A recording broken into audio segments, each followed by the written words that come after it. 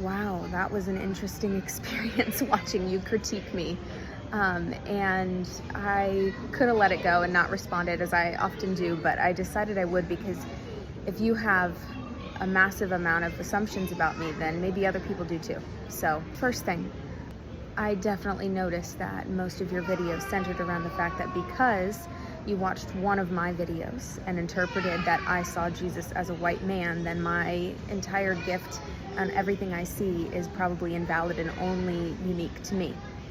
And if you had done any more research before basing your entire video off of that one thing you saw, then you would have also seen that I addressed this, and I have seen that Jesus is not a white man. His skin is darker than mine. I only see his eyes blue on special occasions, and most of the time when we hang out, he's got brown eyes.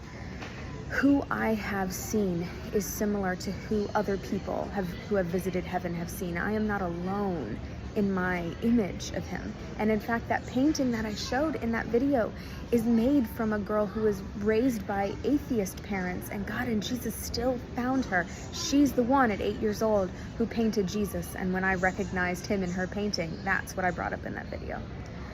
The second, there's a lot of assumptions, but the second assumption that I'll bring up is that just because I was born in a Christian family and today I am in a Christian family, you assumed that means I have never looked at my faith critically, and that I am in fact just spouting off a dogma of something that's like a religious propaganda.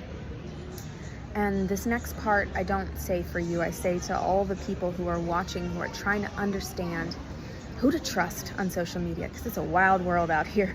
I want you to know where I'm coming from. I did walk away from God and from Jesus for 2 years of my life.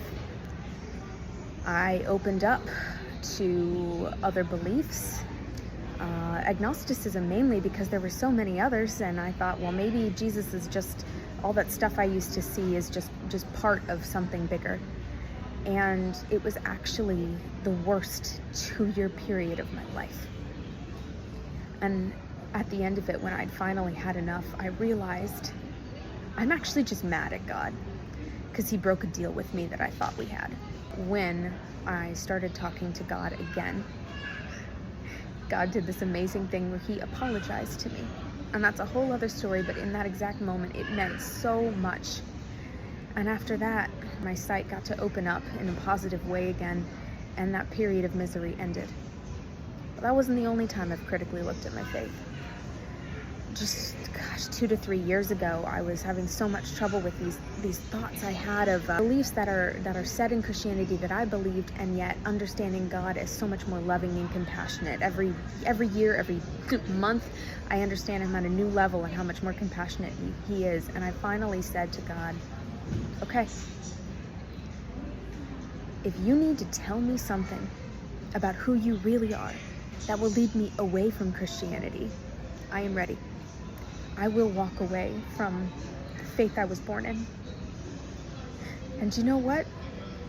God cracked my belief doors wide open. He told me things that are far outside of what mainstream Christianity is teaching us today.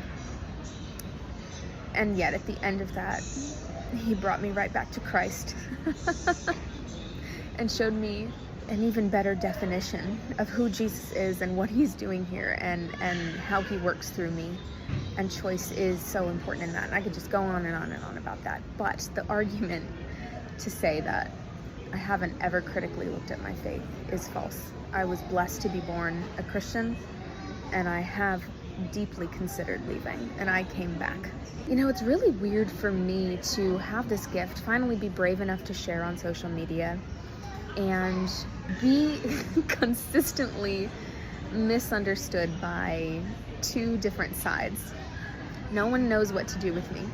I seem to new age for a lot of Christians, and for the new age spirituality, I have often been told I'm too Christian.